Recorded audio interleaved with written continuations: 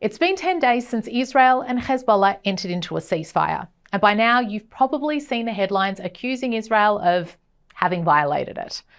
But these headlines and allegations are misleading.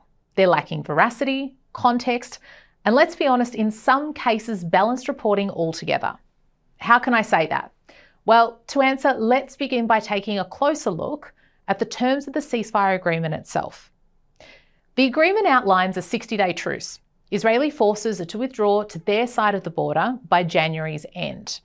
Meanwhile, Hezbollah must remove its fighters and dismantle terror infrastructure in southern Lebanon.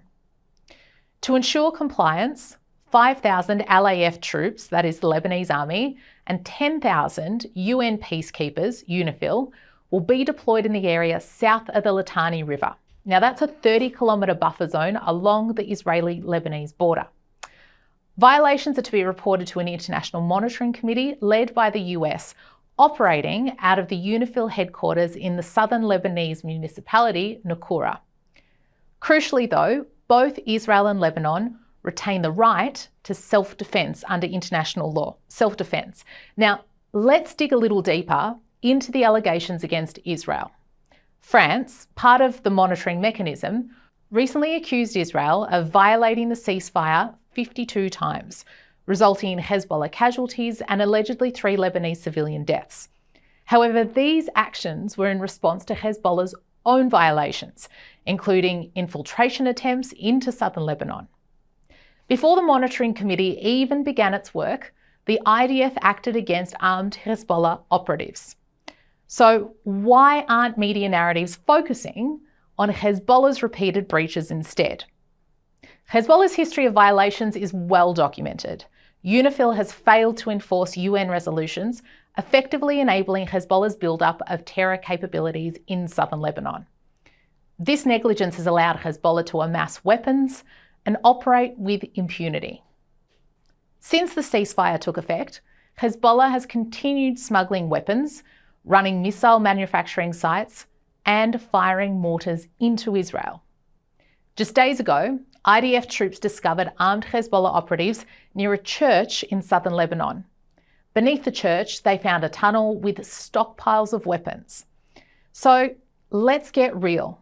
Expecting Hezbollah to prioritise Lebanon's welfare over its militant agenda is unrealistic.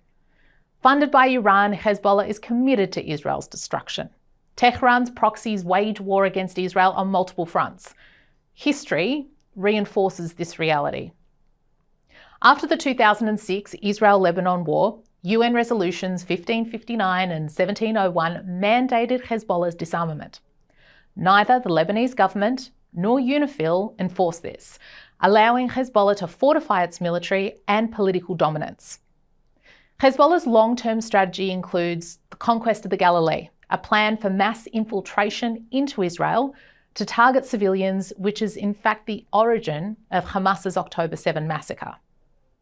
Since October 8 last year, Hezbollah have launched over 177,000 rockets, guided missiles and drones at Israel, displacing more than 70,000 Israelis.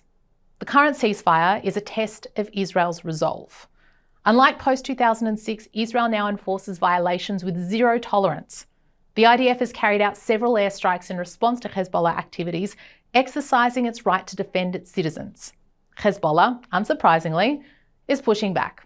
On Monday, it fired mortars at Israel's Mount Dov, a disputed border area. Israel's response was swift and decisive, underscoring its commitment to not allow Hezbollah's actions to go unchecked. Israel's message is clear. Any violation, no matter how small, will be met with overwhelming force. This policy is aimed at ensuring that Hezbollah does not reassert itself in southern Lebanon or threaten Israel's northern communities. But let's take a step back for a moment and consider what this moment in time actually offers with Hezbollah weakened and Iran under increasing pressure. This is an opportunity for the West, including Australia and allies of the West, to help steer Lebanon toward a more stable path and build a better future for the Lebanese people. By supporting efforts to strengthen Lebanon's fractured society, the West can empower its people, participate in the reconstruction of Lebanon after so many years of war instigated by Hezbollah's terrorism, try to embolden the weak government and create a strong national army. The goal? To free Lebanon from the grip of Tehran and its Iranian-backed militias and criminal networks, and to ensure that its future is shaped by its own citizens, not by foreign proxies and thugs.